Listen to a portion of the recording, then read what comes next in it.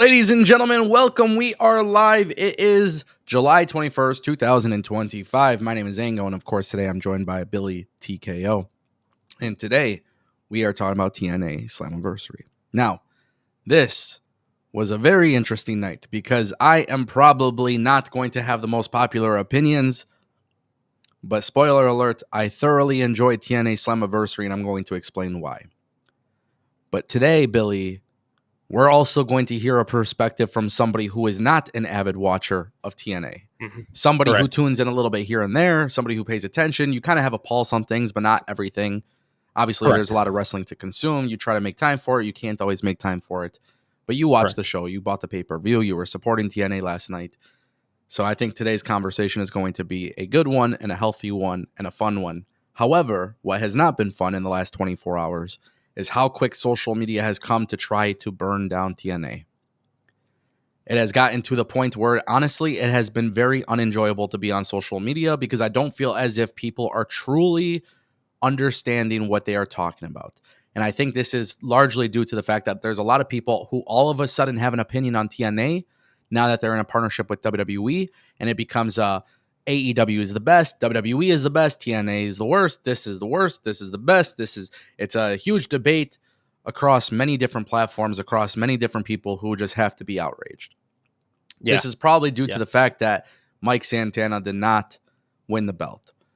But I'm hoping that today me and you could have a conversation. We are live across my platforms, your platforms, and I'm hoping people could genuinely just listen to what has to be said because I think there needs to be a very open dialogue here.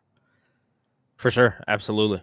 Of course, if you guys want to support the show today, there's multiple ways of doing so. If you're watching live on YouTube, you can go ahead and drop a super chat or become a member or gift a membership. All of those will allow you to include a comment that gets read on the stream. So if you have questions, comments, whatever it may be, your hot takes, you want to diss me and Billy, you can do that. Billy's also live, so you can also support him. Are you also on TikTok today? No TikTok today.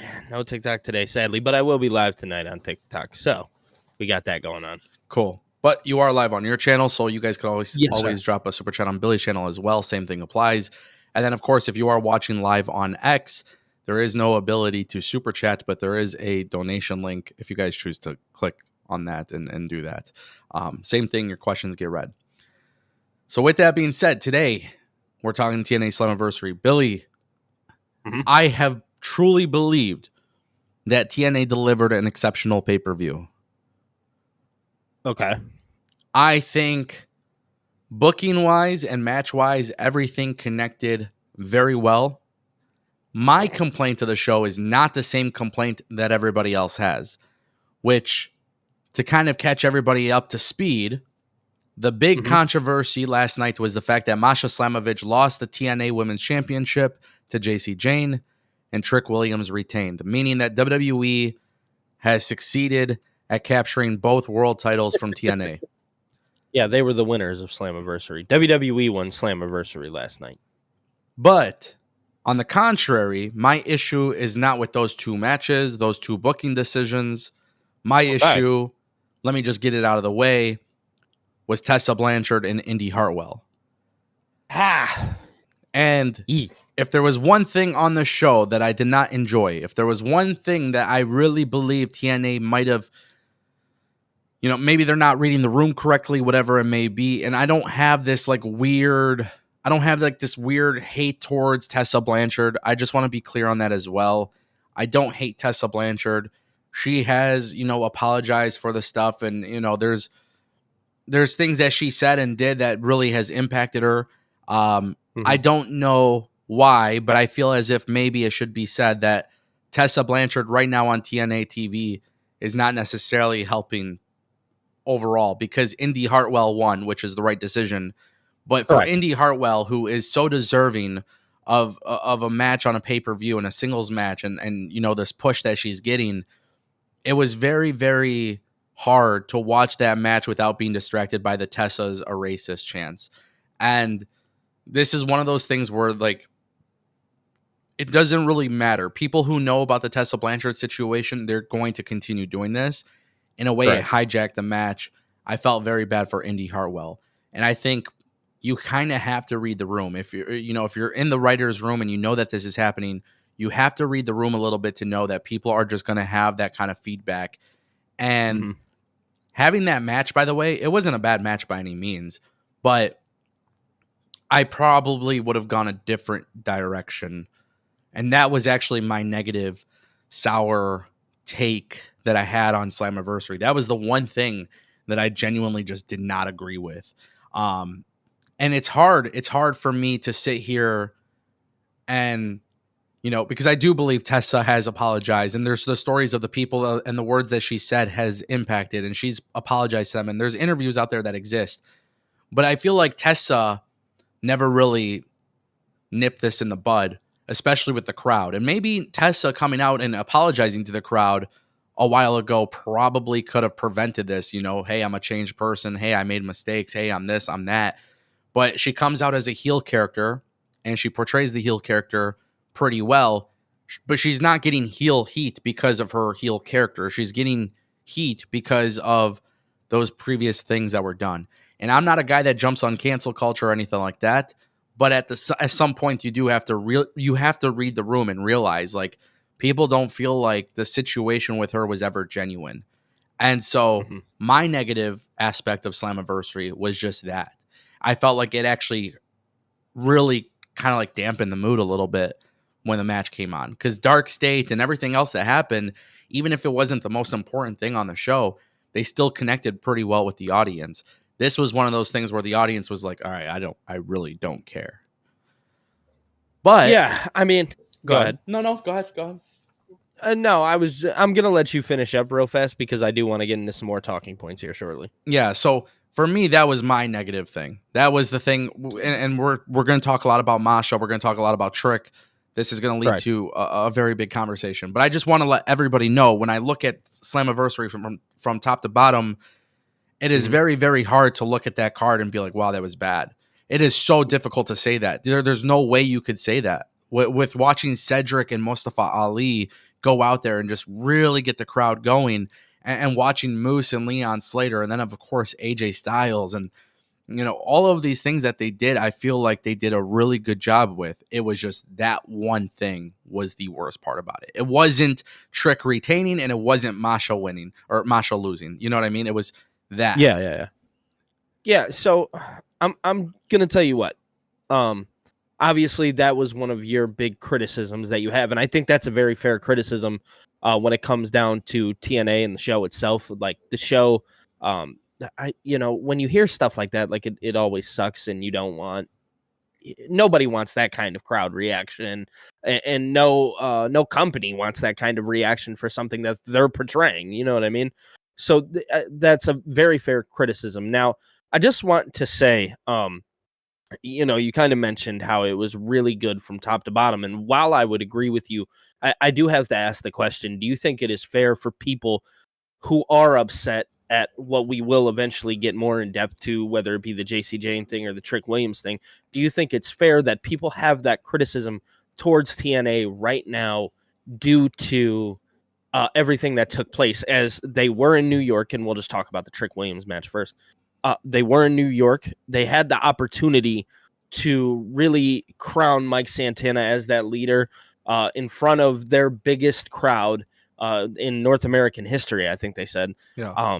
They had that opportunity to crown Mike Santana. So I have to ask you, do you think it is a fair criticism that people are offering TNA right now? Because again, the only reason why I'm asking this question for every person who is viewing, whether it be mine or Ango's live stream, is because I am not a consistent watcher of TNA, but I am very much indulged into it to where I do know what's going on, and I watch NXT every Tuesday, so I'm very in the know about what's happening on the WWE side of things, not always keeping up on the TNA side.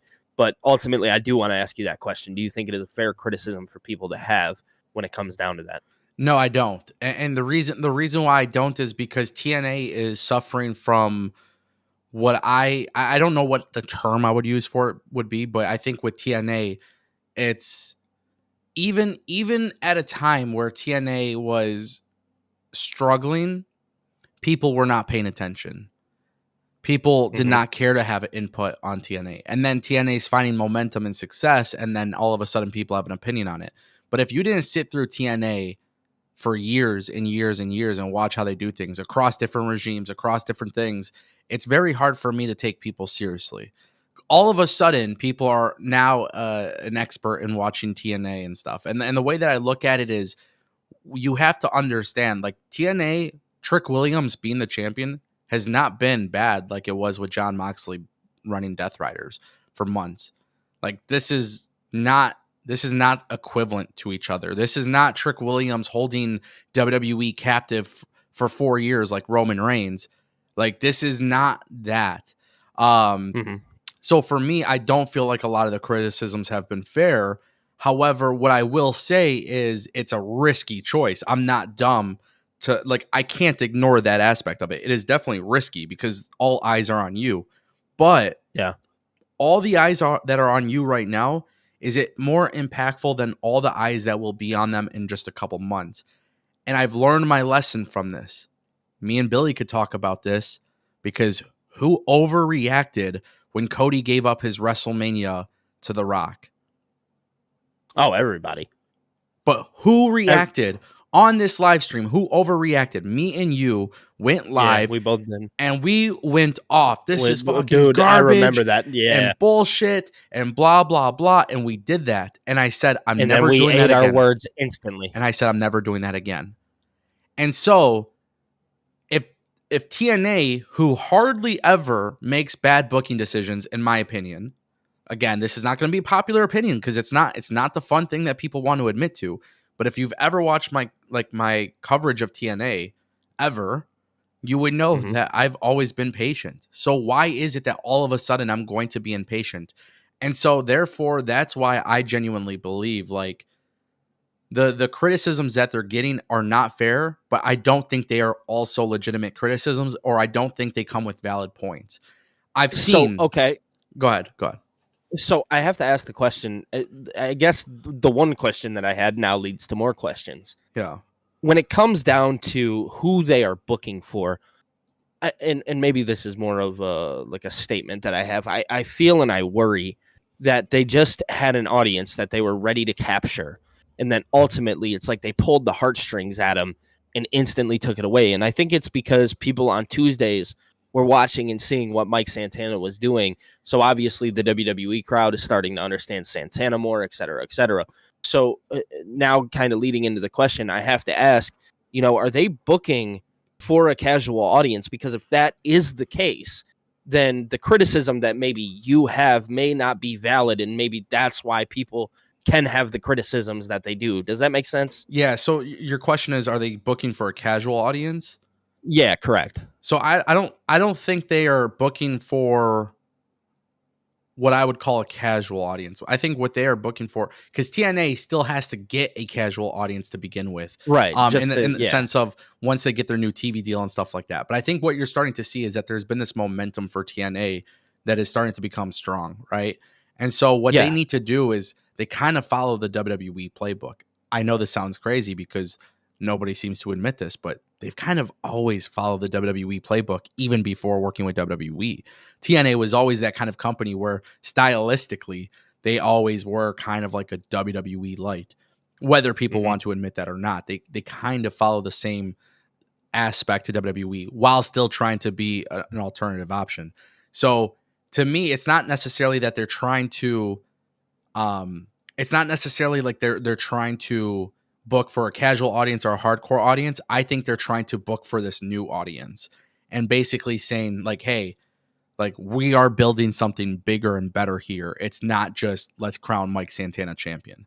And I think that's the thing that needs to be talked about. It's okay, if you give Mike Santana the championship right then and there, this is not WrestleMania for TNA. This is one of the false things I'm seeing from people in the IWC. Slammiversary is not WrestleMania. Bound for Glory is their WrestleMania. Which is something that we talked about pretty recently, funny enough. Yeah, so this is, for them, this is one of those things where the company is definitely booking, thinking, and producing content long-term for Bound for Glory. So therefore, that's what they're booking for. They have all this new attention. People are pissed off at the ending. Okay, again, it's risky because you got to have a good long-term plan. It's very risky anytime a company does it. But guess what? We literally just saw a perfect example of AEW play the risk game. Risky as fuck with John Moxley. But what did it lead to? Hangman finally winning. Right, and there being an ultimate payout at the end of it all. Yes. So you can't sit here as a podcaster, community person in the wrestling world and sit here and be like, they blew their opportunity. No, they didn't.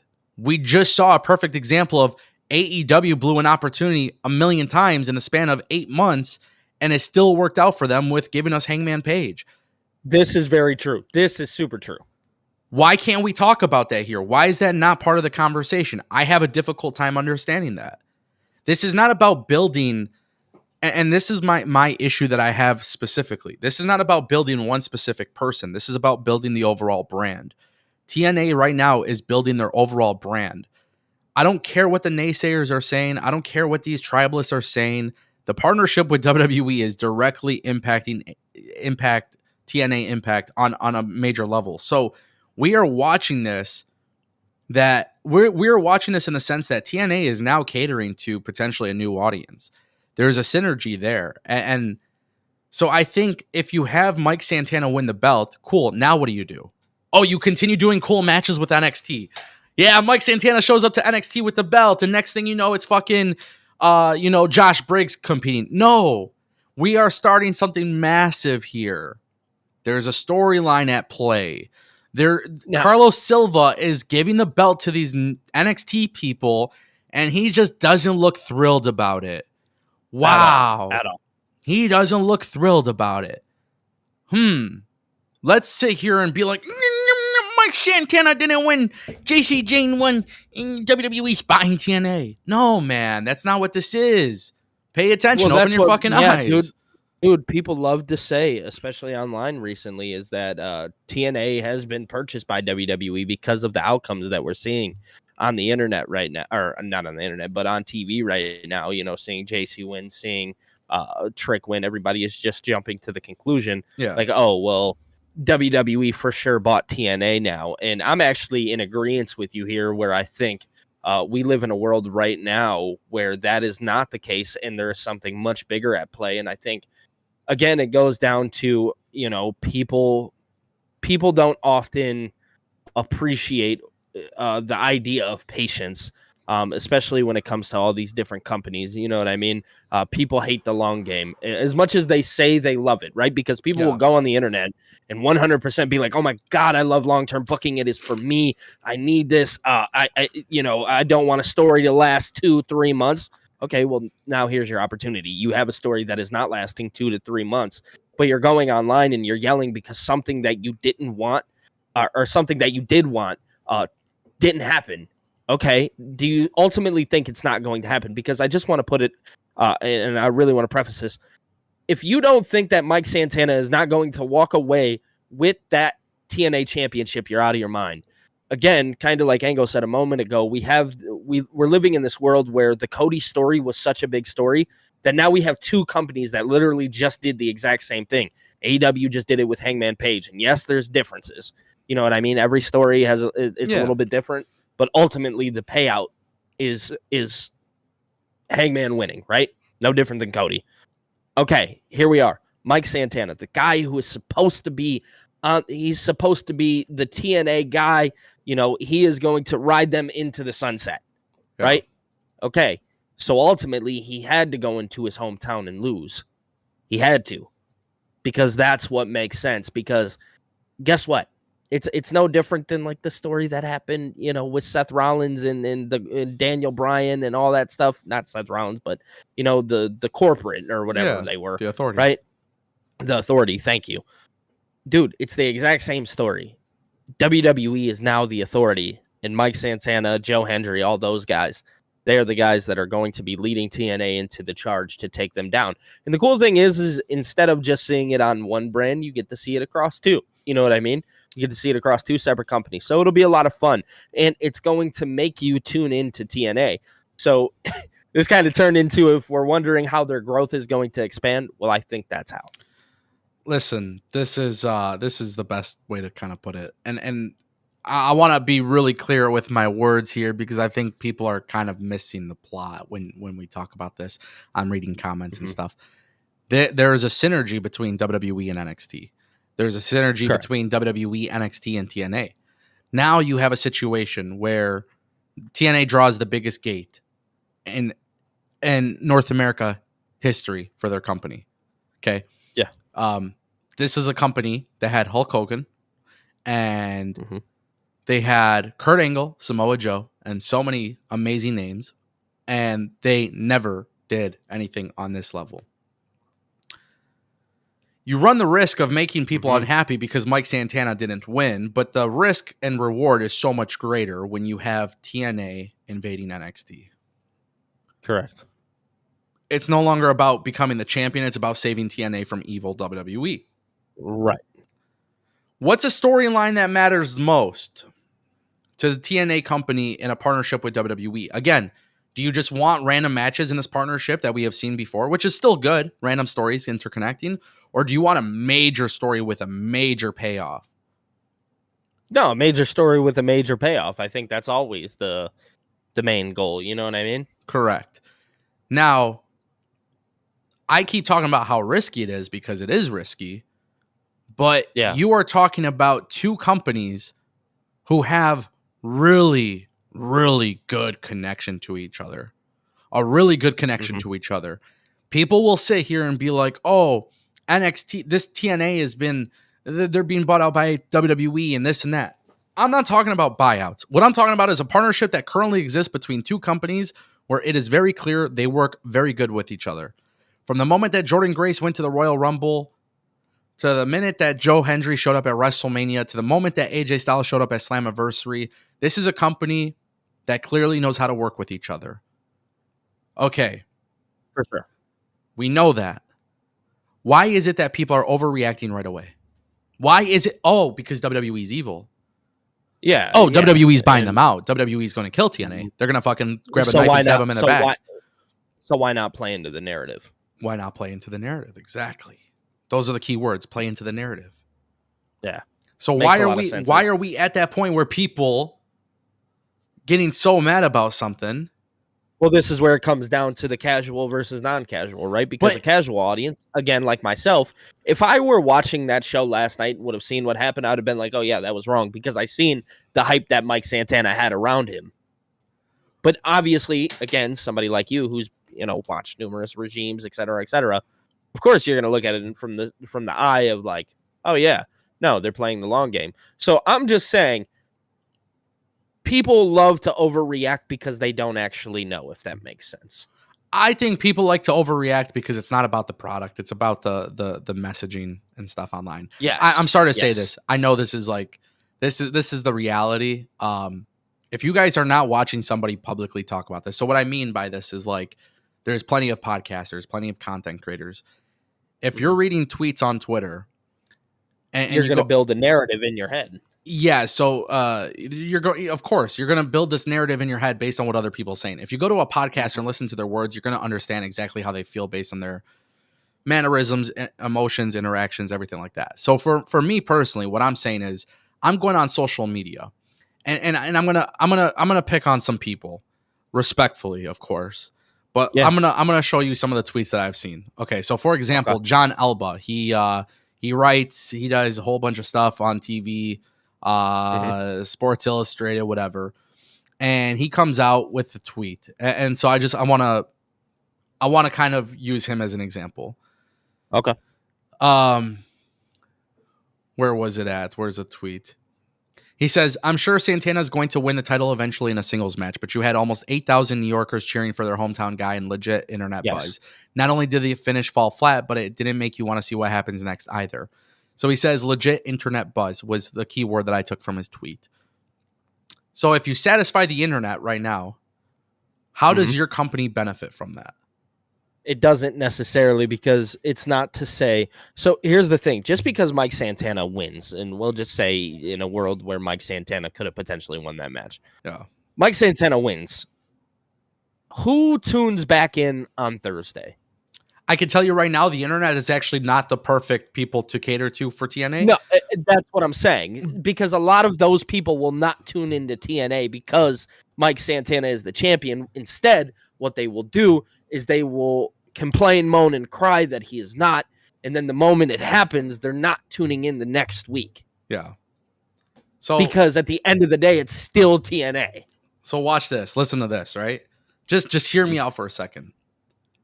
The people complaining most about Slammiversary are the people who don't have a TNA Plus subscription.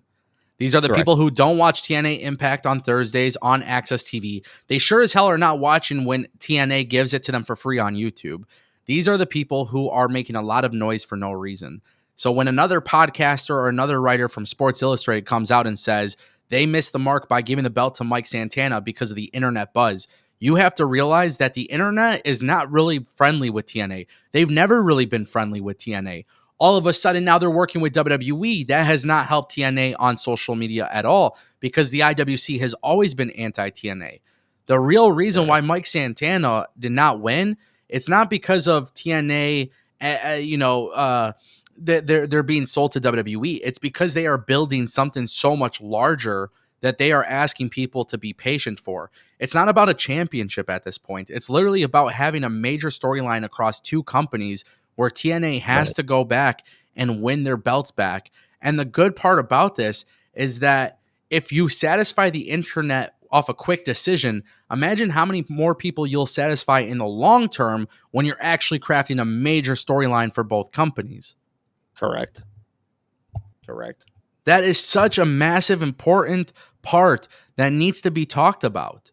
And I really hate, like, when John Alba does this tweet, I'm like, dude, you're joining the doom and gloom. And I say this respectfully. I don't know the guy. I don't have a personal issue with him. But I read the tweet and I'm like, you're a Sports Illustrated writer and your key word is tracking the internet wrestling community through this buzz. Bro, Mike Santana has barely been a singles wrestler for that long. And he's doing a great job. Now, he's just now starting to catch the momentum. And I think I really want...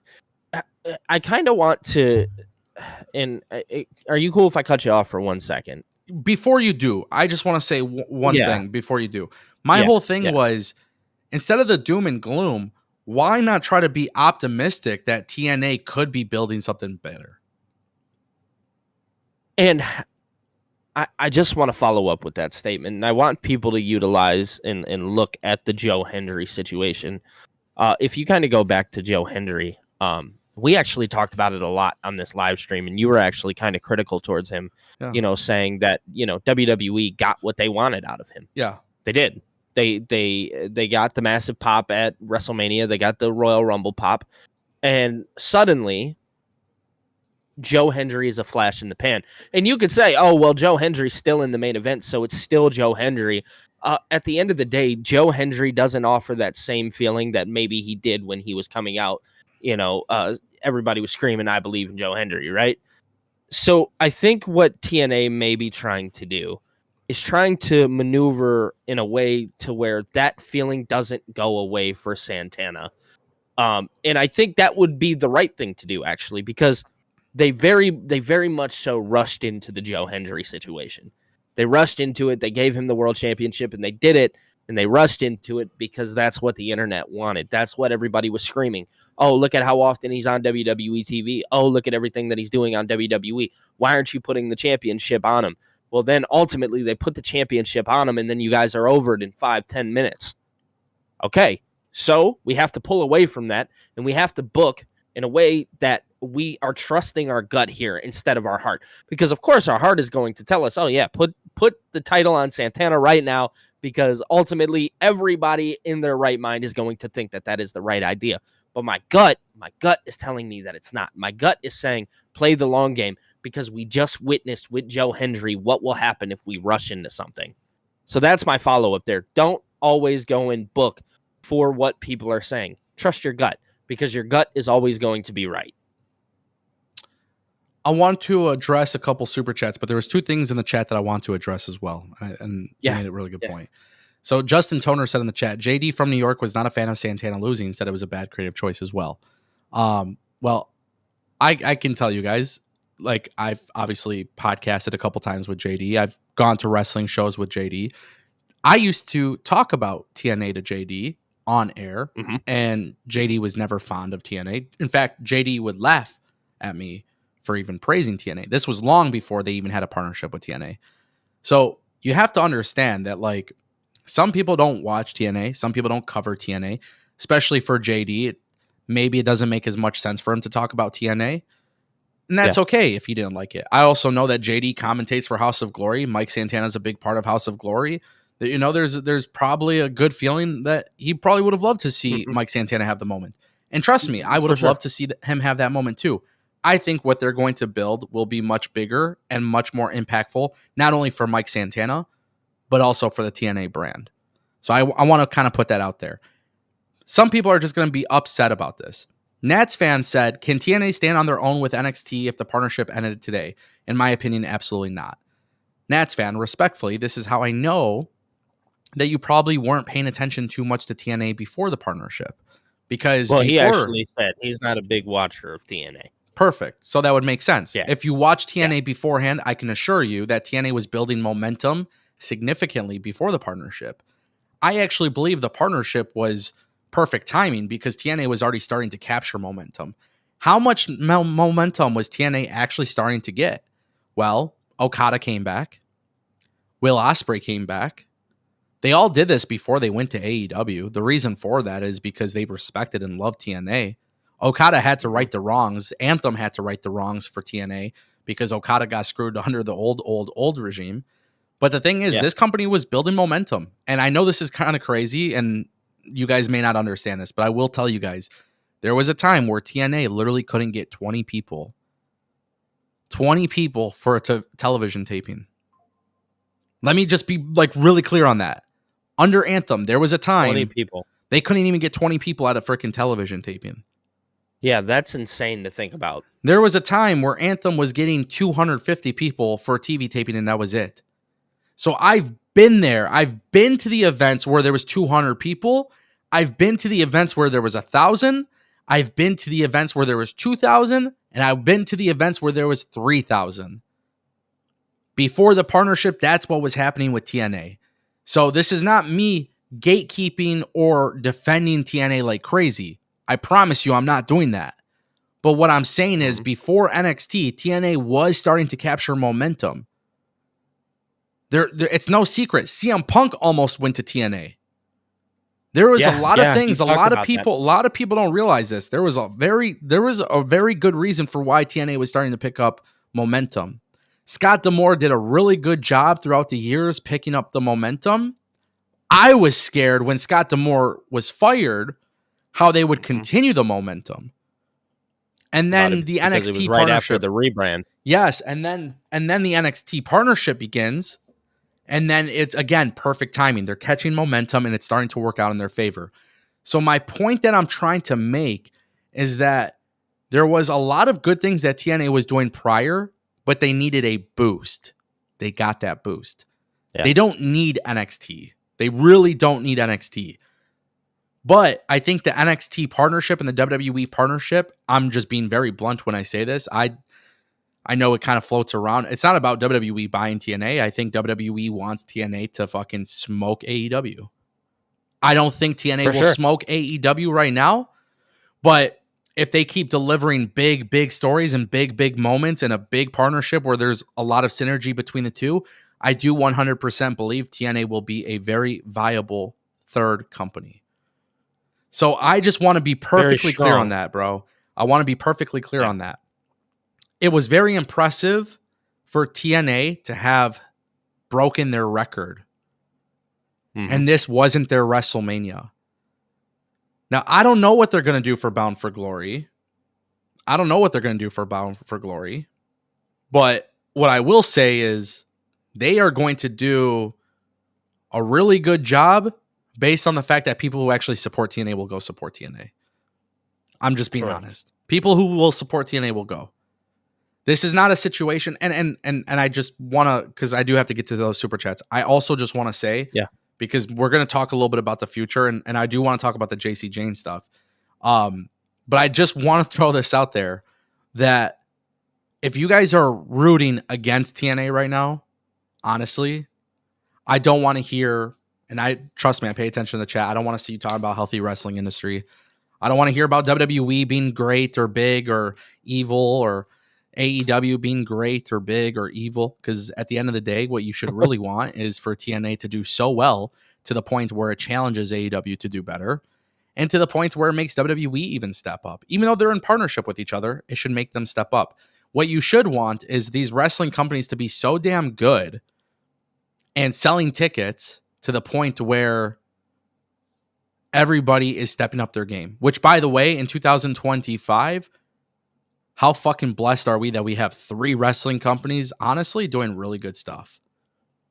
Oh, dude, we're beyond blessed. Even Let's be real here. Even if I have to sit here publicly and talk about how 2025 started off rocky for AEW, but they picked it up. They got it going again. They got away from the CM Punk stink. They got away from that. I'm not talking about ratings. Yeah. I'm not talking about ratings. I'm not talking about attendance. I'm talking about because why are we still talking about ratings? Yeah, who cares? But how about we talk about how enjoyable it's been that we have 3 legitimate good companies to watch. We had AEW go to the same arena, Curtis Caldwell Center, and AEW went, and their tickets were like, what, 1,000 or 2,000? And TNA did far more than that. They outsold AEW in that same venue. Now, this isn't, oh my God, AEW sucks. No, it's pretty cool to see that at some point TNA was able to get to that point. That's the point that I'm trying to make. And I just want to be perfectly clear on that. That's a good thing. Very fair. And don't get me wrong, I have my criticisms about JC Jane winning, but we're going to talk about that in just a second. A couple super chats. Tolino Channel with 100 Indian rupees. Oh, nice. The YouTube chat has frozen, so give me a second. Get out of here, for real. It's going fast. The chat's going fast. Yeah, the chat's. All right. Yeah, dude, moving. Yeah, the Ango Show live community is chilling. Let's see what's going on here, because it just moved so fast, and I was looking at it. I'm like, we're okay. Actually, I know a way to go around that. Let's go to YouTube. Let's take a look at the recent super chats. And trust me when I tell you guys, I have a lot of takes on this, because as you guys will come to find out, I have watched too much wrestling, maybe for my own good. Maybe too much, but there's a good thing that comes with that. And shout out to everybody who's still calling me biased towards AEW, because I don't know what else to I seen that in the chat. Yeah, dude. I don't know what else I'm supposed to do. Are biased. Yeah. Well, I don't know if you guys knew this, but I'm under payroll with WWE, so. And part of that contract is say good things about TNA. Yeah, I have heard. I've heard the news. Yeah. Tolino Channel kicked things off today with 100 rupee super chat. He says, I think TNA put titles on NXT talent for securing all important TV deal. If that TV deal is secured, put the title back on TNA talent like a big deal. I wanted to talk about the TV deal. Tolino Channel, this is going to be a long-winded answer, so just give me a few. Let's go through these super chats. I'll address it, because that's the elephant in the room. I'm going to tell you guys why it's smart business. Tolino Channel followed up with that with 40 Indian rupees. He says, if done correctly, Carlos Silva equals on-screen character. Nope. Carlos Silva does not need to be an on-screen character. He shows up. Correct. They show his face a little bit. He hands the belts to them. He doesn't need to do much, because he's just the president of a company who's disturbed that his company is losing their belts to TNA or to NXT. So he doesn't need to be an on-screen character in that regard. I think the best way to treat Carlos Silva, honest to God, is the same way that Tony Khan is treated on AEW television. He pop up every so often. He's the guy making decisions. You don't really need much more than that. True Flight 11 dropping a $9.99 super chat. He says, TNA always does this long-term booking, have the main baby faces win on the big show. They did it with Rich Swann, Tessa, Joe Hendry, John Morrison, etc. Yeah, I mean, that's the whole way to do it. TNA, actually, my biggest complaint about TNA, this is not just an Anthem thing, because it did happen under Anthem, especially in the early years of Anthem, but pretty much across all regimes that have worked in TNA. I don't know what it is. They always had an issue with main events where they kind of fuck up the ending. And then in like the last like 3-4 years, I feel like Anthem got so much better about that. But it would be like an amazing pay-per-view, and then somehow like Austin Aries would fucking ruin everything, and I don't know, like it was like a curse, bro. It was like a curse. Yeah, dude. But I do agree that when it comes to having the baby faces win, they know how to do it. Rich Swann was a great example. 100%. John Morrison was a great example as well. Tessa, even at her time, you know, there was a lot of people who complain about her winning the men's world championship belt, but there's literally, God, I remember that too. But it was good. It was good content, man. You know. Yeah. So yeah, shout out to True Flight 11. Content. Yeah. Adam Myron dropping $2 super chat. He says, "Do you guys take phone calls? I want to make a call." You know, honestly, I think we are going to start taking phone calls very soon. It's something I toyed with for a very long time, and honestly, I don't know how the hell I'm going to pull it off, but we have to. Yeah. Well, I have a thing that does that. Do you? Yeah. We talked about it. That thing does that. Does it really? Yeah. Okay, cool.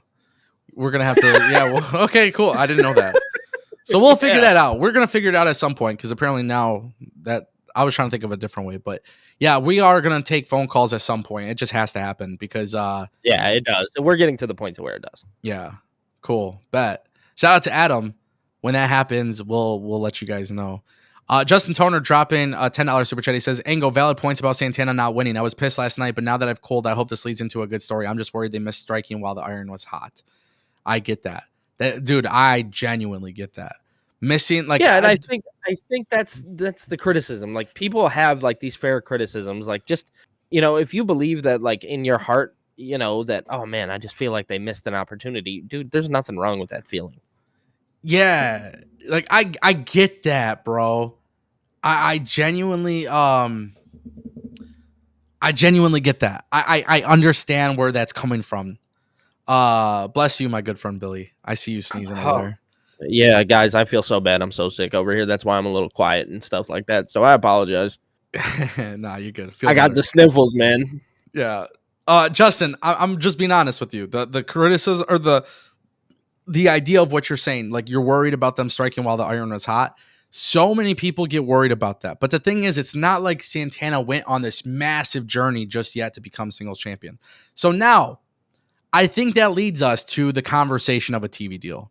I think that leads to the conversation of what is next, or what should happen, right? Yeah. So yesterday, immediately, a lot of people have come out and immediately talked about, holy shit, TNA is going to go to war. They're going to invade NXT. That needs to happen. That needs to happen for sure. Yeah. Now, I'm gonna say this with I got to choose my words carefully here, because I don't want to piss people off. I have been told throughout the last few months of people who may potentially TV networks that may potentially have a TV deal with TNA. Yeah. I will be very blunt and honest with you guys. From what I have heard, it's not officially signed. From what I heard, there was a couple different companies who legitimately were interested, and something happened where it fell apart. Mm-hmm. There's a couple companies who legitimately very well could be the one that gets announced very soon. So let's talk about this. If TNA gets a TV deal with one of these three companies that I have heard, it makes a lot of sense for NXT to invade, or to be invaded by TNA. Because when TNA goes live, no, Tubi is not the one, just so you know. Tubi, it's not. Mm-hmm. Tubi was an old rumor years ago, and it got brought back up again, and then WWE signed with Tubi, and everybody thinks that's the case. I think, yeah. I see what you guys are putting in the chat. Tubi, Roku, no. The TV deals that I've heard are like actual major networks. Yeah. But there would be a synergy between WWE, NXT, and TNA if both are live, 52 weeks live, a year. Mm-hmm. Yeah. TNA doesn't need to invade NXT. They need to go to war with NXT. Okay? They don't need to be buddy. This needs to be You guys, hold on. Chat, you guys are all throwing out names. I'm not going to confirm anything for you until they put it on the dot. But I'm telling you guys right now, none of you guys are hitting it. None of you guys are hitting it. None of you guys are getting it. It's all what you've seen across probably The PW internet. Insider, stuff like that. Yeah. But I can tell you guys what I have personally been told, none of those are it. And I'm only being this way, and the only reason why I'm being this way is because from what I've heard, it's not official. And I can't there was that you wouldn't tell us. Yeah, there was 3 companies that I've been told, and again, this is just what I'm told. I don't know, fuck if I know if I'm being told the truth either. But like what you guys are saying, FS1, A&E, this and that, blah blah. You guys are throwing out names that people are talking about on the internet. What I'm trying to tell you guys is there was plenty of companies who, like, there's challenges, by the way, like with them doing this. But what I'm trying to explain to you guys is the TV deal that I heard is like there's kind of what's the word that I'm looking for? There's some challenges that I've heard because you have to factor in TNA Plus, you have to factor in specials, Right. pay-per-view, things like that. So yeah. But what I want to say is this: when it comes to a TV deal, TNA gets a new TV deal.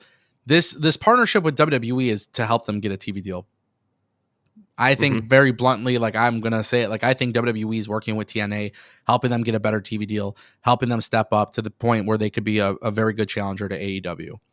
And the contrary to that, if you have Mike Santana win the belt, right, what does that do for your partnership? What does that do for your TV deal? From what I've been told, the TV deal is pretty much like at the finish line. Like it's very close to the end. Yeah. I've been told even at some point in which this is crazy. I don't believe this to be true at all, but one thing that I was specifically told about this TV deal was maybe we could see it in effect by September or October. Jeez, that's very soon. I don't believe that. The reason why I don't believe that, very soon. The reason why I don't believe that is because I feel like usually, I mean, I guess technically with TV deals, like we saw with USA Network or WWE, like, oh, September, blah, blah, blah. What I think to be the case, and there's a specific reason why I didn't talk about it earlier, was the idea of TNA being bought out by WWE. Right. I do think to a certain extent, this TV deal thing that is happening, when it gets revealed, when it gets announced, when it gets whatever, I think the reason for that is because WWE could potentially buy TNA. And it would make sense based on some of the things that I'm hearing about. So you think we live in a world where WWE could potentially buy TNA? Yes. Okay. There's a reason for that, though. Okay. I always say never, and I try not to entertain the conversation of it. For sure. But, and I don't have sources on this, this is just me, Ango, being in fantasy land. I think WWE could potentially buy out TNA. This new TV deal negotiation could be potentially because of WWE. Okay. And I don't think WWE would change TNA at all. I think WWE would keep TNA the way it is to challenge AEW. But here's the thing. This is where I get a little tricky. If you're doing an invasion storyline between NXT and TNA, who gets the last laugh? TNA guys win their titles back. WWE says we bought the company. So ultimately, WWE would have the last laugh. Potentially. Yeah, potentially. Right. This is all potential. This is just me, Ango, being hypothetical. Right. Nats fan says, has AAA benefited yet? They actually have benefited a little bit, but the purchase hasn't even been completed yet. Just so you're aware, just so you know. But I do think we got to have a conversation about the TV deal aspect of it, because let's say the TV deal is being part of WWE buying TNA. Then I think you have to factor in, okay, some of those TV partners that I've heard that nobody in the chat, by the way, has said. some of those TV partners could make a lot of sense. I haven't even looked at the chat. Have they not said? Because you and I talked about it a little bit. Yeah. True Flight, by the way, dropped a super chat for $1.99. He says Sci-Fi or Ion TV makes sense. They don't. Well, I guess technically they do, but those weren't actual rumors. I never heard of one, and it's possible. I think people were just throwing out TV deals, like TV networks, and then that kind of whole thing got like, oh, that sounds right. That makes sense in my head. Which, by the way, if TNA was on Sci-Fi, that would actually kind of be cool. I mean, SmackDown and Raw was on Sci-Fi at one point, you know. For sure. I wouldn't do Ion TV, dude. I feel like WWE had main event on Ion TV. I think they did. Ago. Yeah, I think they did. I think you're right about that. I just love how you guys are all throwing out like every network: CBS, NBC, Fox, CBS, NBC, PBS. But I do somebody somebody threw out the Food Network. Dude, TNA would be the most TNA thing in the world to be on the Food Network. It would, bro. They were on Destination America. They were on Pursuit TV. Right. They were on Pop TV. Fucking, there was a point where TNA couldn't even get a TV deal at all, so they were on fucking Twitch. Like, when they were on Pursuit, that was terrible. Pop TV, terrible. Oh my goodness! Real fast, I did get a $1.99 super chat from Sharon. Sharon, thank you so much for the $1.99. She didn't leave a message. Sharon never leaves messages. I know, and dude, she's famous for not leaving a message at all. It's so funny. It is. But yeah, dude, the Food Network. That count whatever. Sure. Yeah. They've been all over the place. What I will say though is this: I think TNA could even get the TV deal. Do this storyline with WWE. WWE buys it out, and they have a property on TV. Or WWE is working with Anthem to buy TNA. Yeah. And this is where it gets tricky, right? If WWE buys TNA and they buy AAA, what happens? You just let them go and do their thing? Right. Yeah, like do they exist on their own? Yeah. That would be the biggest question. It's tough. Very interesting. Very interesting for sure. You know, they have Evolve. Yep. They have that over on They have TV. A lot of content. You can't really... Truth be told, WWE is one of those places where you can never have enough content. Like that's the business that they're in. So this is, they are in the content business, but you got to think they're also trying to get AAA a TV deal in America. Oh, so they have one main objective: take out AEW. But this is where I think WWE kind of fucked up. They got rid of the WWE network a long time ago, but what they could have done was have the WWE network, and then TNA Plus gets absorbed in, and AAA gets absorbed in, and everybody's tape libraries are under the WWE network. Pay-per-views are under the WWE network. The home place for all pro wrestling is on the WWE network. Yeah. WWE network at one point was supposed to be an actual TV channel. People forgot about that, yeah. It was supposed to be an actual TV network. It would have been the WWE network. It would have been a whole bunch of wrestling shows, indies, right? The ICW, all those, Progress, yeah. That'd be fire. The new TV deal is that I'll just fucking say it. I don't care. Should I say it? I'm gonna leave that up to you. I'll leave it up to you. I'm gonna say it. Hopefully nobody gets mad.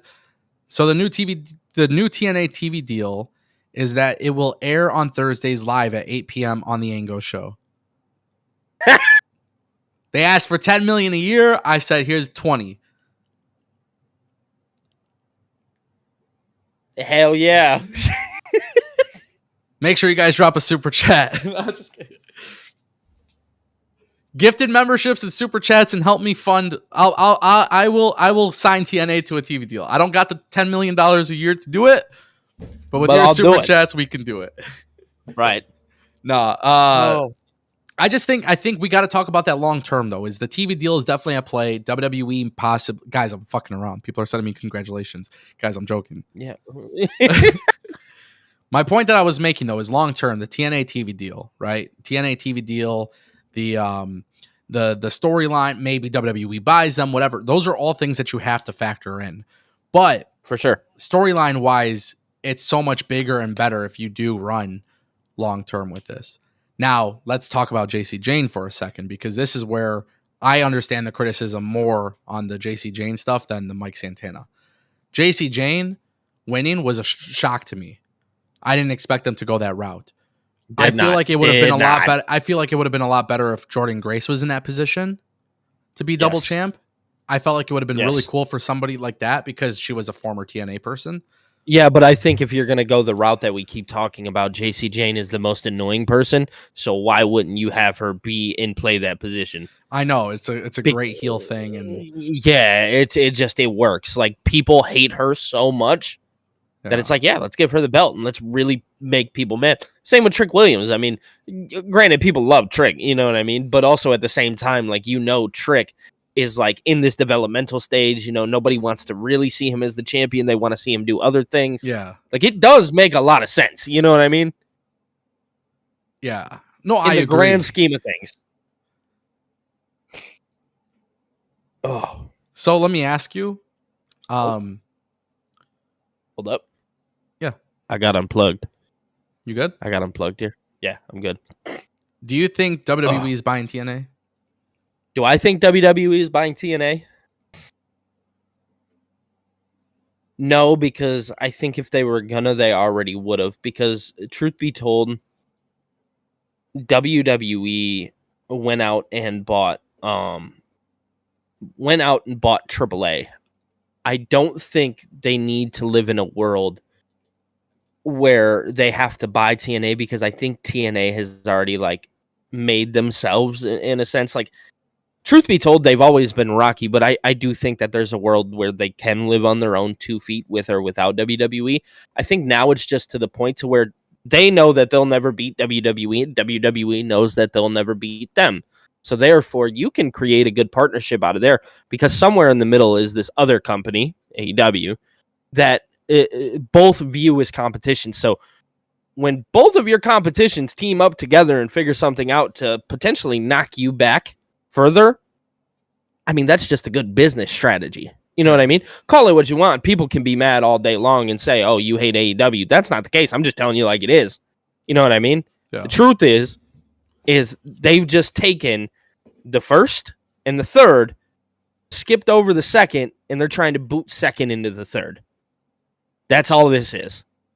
This is WWE being very, very smart, trying to help TNA in any way they can, whether it be a TV deal, whether it be storylines, whether it be how the shows are promoted. It doesn't matter. WWE is going to help because, number one, they have the funds that can, and number two, who's going to tell them no? Who's going to say, oh, don't go help TNA? No, we want to see it. I mean, dude, as much as I'm like a casual of TNA, I grew up, I watched TNA, I knew about it, you know what I mean? I knew that they were always the second company, and especially when I was growing up, I didn't have WCW. They were the second company. Yeah. So, dude, why not? You know what I mean? So, no, I don't think WWE is going to buy TNA. But, again, you never say never in the pro wrestling business, and, there's never a right or wrong answer. So, if WWE did, it wouldn't shock me, but I don't think they want to, and I don't think they need to. Yeah. I think WWE buying TNA honestly just doesn't make sense, but I could see it happening. It's just weird because it doesn't make sense at all. Like right now you have a partnership, you're able to use talent, you're able to exchange talent back and forth. I feel like the partnership has really just been designed to try and push people away from AEW.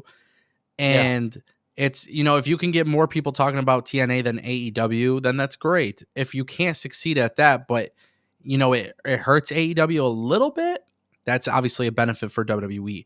Buying TNA doesn't really make sense. Like the tape library is cool, but I don't need WWE to own that. No, because utilizing TNA the is going to talent. give it to me regardless. Yeah, and then utilizing the talent itself, it's like you already got that with the partnership. I don't see really how it benefits WWE other than the fact that maybe Anthem just truly doesn't want to they don't want to keep it. And then, of course, WWE can acquire it at a good price. But at one point, Anthem was going to sell TNA to Tony Khan before AEW started. So you never say never, but it is something to pay attention to. I don't think it's going to happen, but, a lot of people tend to believe it will. I don't think it should happen. If it does, I'm kind of fearful because I like the fact that TNA has just kind of always been its own product. And I don't know if I don't really think want. I don't think I really want somebody else to have that, I guess. Yeah, WWE doesn't need to own everything that they touch. Is essentially what it is. Yeah. We know they're the big dogs in town. We got it. They've made it clear. Yeah. Nats fan said, "Is that true, Ango? Tony was going to buy it?" Yeah. There was talks that Anthem was going to sell to Tony Khan before he launched AEW. And I don't know the exact details on that, but Tony Khan was going to buy it before AEW existed, and he wanted to start something fresh with his own thing. Now, I don't think Tony Khan owning TNA would have been. I don't think it would have been a good idea. Keep in mind, at that time, it was Impact Wrestling. The Impact name really was kind of tough. I don't know. I don't think it would have been a great idea. Not because of Tony Khan. I think AEW is it's a fresh idea, right? Yeah. Like, it's like WWE buying. Like, if WWE bought TNA and then they're like, oh, we're just going to put in NXT. Like, I don't like there's that. no stink around it. Yeah. Like, I don't know. Like, Tony Khan started fresh. I thought that was the best idea. It was the right idea. That's kind of how I look at it. But man, overall, it's been such a great few weeks for wrestling, dude. And like I said, I'm not mad, bro. I can't be mad. I can't be mad at what we saw with what we got. I gotta trust the process. Part of me thinks there's more to what they got coming. I hope so. But you never know. Unfortunately, no, you don't. Especially when you hear about WWE trying to buy TNA and everybody says that, it's like never say never, but correct. It is tough. We are one super chat away from hitting a super chat goal if somebody has a question to drop. Billy, I know Sharon dropped you a super chat earlier. Did you have anything else? No, sir. Not at this moment in time. Yeah. Cool. Do you think Bound for Glory will be better? Yeah, I do. I do think in the ultimate long run, I think, we talked a lot about like the criticisms that people have online and stuff like that. I think ultimately we're going to walk away with a better Bound for Glory because I was not aware. It's something that you actually mentioned to me that Bound for Glory is their version of WrestleMania. Yep. Because I always questioned. I was always under the belief that it could be Slammiversary. It could be Bound for Glory. I was never like really 100% sure, but you made it pretty clear. Yep. And I think they did a really good job at making it clear last night because, another thing that we didn't really talk about or touch on was like the Dudleys and the Hardys. Yeah. That's obviously a very huge match. So that only takes place at a place like WrestleMania. So they go out and they say, oh, yeah, Bound for Glory. That's where it's taking place. Okay. Well, that kind of clarifies in my mind. Okay. This is their WrestleMania. They're putting on that last match that I think we all want to see, right? The Hardys, the Dudleys. Come on, man. I mean, it's if you've seen and watched the match, the ladder match that we seen with the Hardys and the Hardys winning, dude, I think you live in a crazy world where you say, "Oh, I don't want to see the Dudleys and the Hardys in 2025." Dude, I'm not gonna lie, I do. Yeah, I gotta be honest with you. It's a nostalgia play. It is. But again, it's smart because again, we were talking about the WrestleMania situation. That is a WrestleMania type of moment thing. So let me touch on this for a second. Yeah. The Dudleys versus the Hardys going one more time. The Dudleys versus the Hardys happening one final time at Bound for Glory is kind of a tricky situation because on one hand, it is a nostalgia play. On the other hand, it is a risk because, at the end of the day, we don't really know what Devon Dudley could do in the ring. We know he's had some health issues. For sure. And, The thing is, I feel like TNA is doing this, and it's kind of a smart move because people know the names. But this could also be one of those situations, kind of like Crown Jewel, when we saw Triple H and Shawn Michaels versus Taker and Yeah. Kane. Like what if it doesn't go well? And sometimes you got to be careful with that because we have a lot of fond memories with Edge and Christian and the Hardys and the For Dudleys, sure. and you don't want people to remember them for something bad. So I don't know how that match will go down, but of course, I want to be optimistic about it. It is kind of funny that they are going to do it one final time at Bound for Glory, but Bound for Glory is TNA's version of WrestleMania. That's the only place where it makes sense. The only thing I ask is do not keep the tag titles on the Hardys until Bound for Glory. That match does not need to be for the titles, and I have a very strong feeling they will do that. I think that So would do hurt I. the tag division, so I wouldn't necessarily do that, but it makes sense for them to kind of have the belts on the line too. Yeah, You got to invest in the youth, man. You got to invest in the youth. So you do. You do. The youth is important.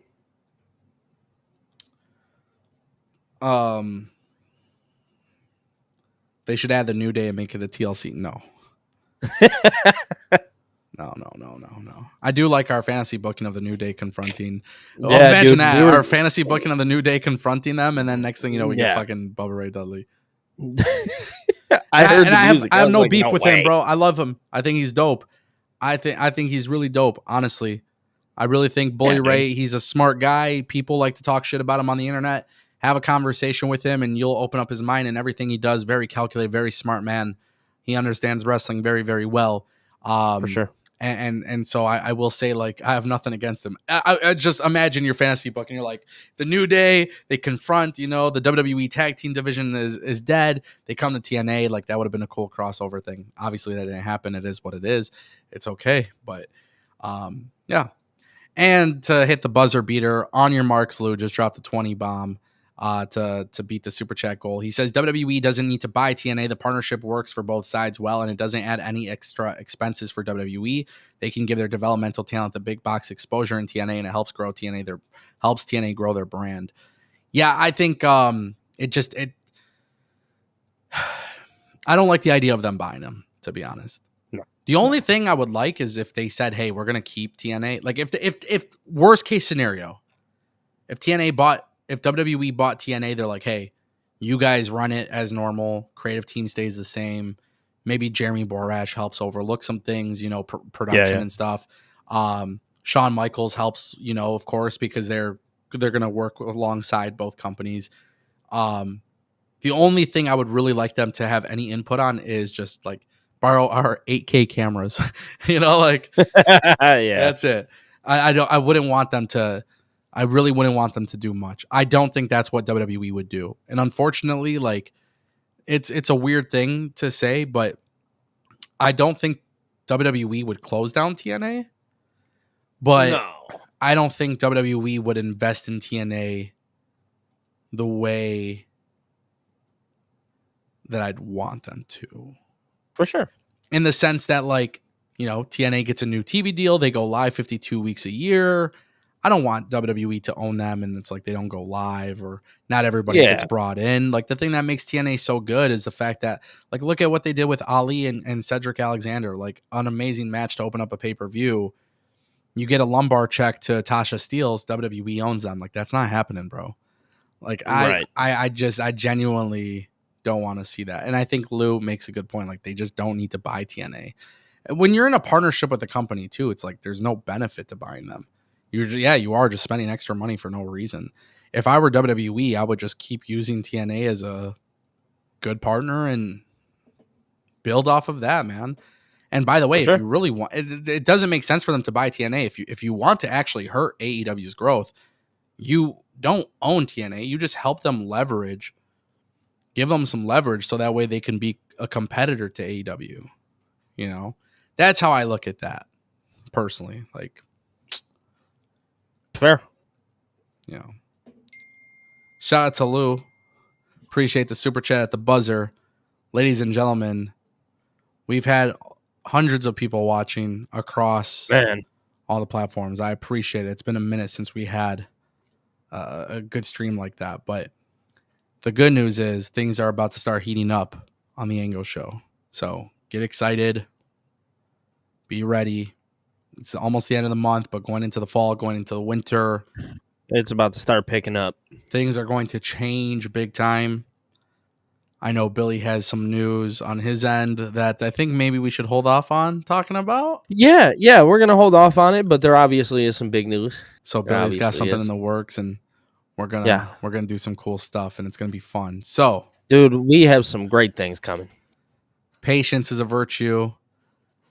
It's like Mike Santana not winning the belt. Do you freak out, or do you give it a time and then Right. you get excited, right? And I think we're gonna give it some time, man. Yeah, but definitely some big things on the horizon. Ladies and gentlemen, make sure you check out Billy at Billy TKO. Are you doing a watch along tonight for Raw? Yeah, for Monday Night Raw, absolutely. I feel like at one of these points we just got to do a watch along together. So dude, I know we got to figure it out. We will figure it out. Let's talk about that later. Yeah, we will. All right, ladies and gentlemen, that is the Ango Show. We'll see you guys next time. Peace.